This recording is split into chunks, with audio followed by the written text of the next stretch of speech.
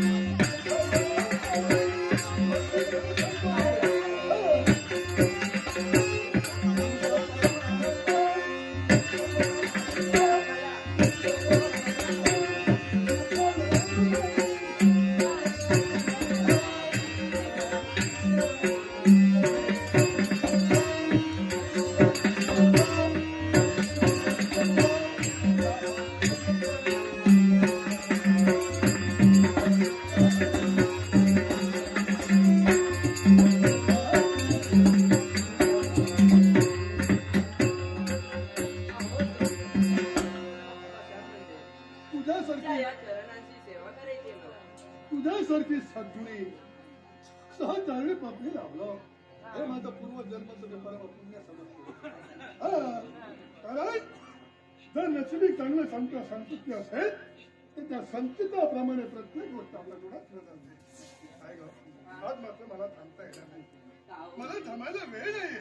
अगं याला कारण आहे तुम्हाला येण्यास विलंब झालाय आणि पुन्हा जातो याला कारण आहे. काय माझा मित्र परमेश्वराच्या कृपेने त्या राजघराण्याला वारस मिळालाय. अगं माझ्या मित्राला पुत्र झाला संतान झालाय. होय का ही तर आनंदाची बातमी. हा आणि नामकरण सोहळा आहे त्यासाठी मी जाणार. तुम्ही जाणार त्या बायकांच्या अहो तिथे पुरुषांचं काय काम. अरे वा मी जाते तिथे. हे बारसाच्या दिवशी बायका काम असतात असं तुला म्हणलं तसं बरोबर आहे.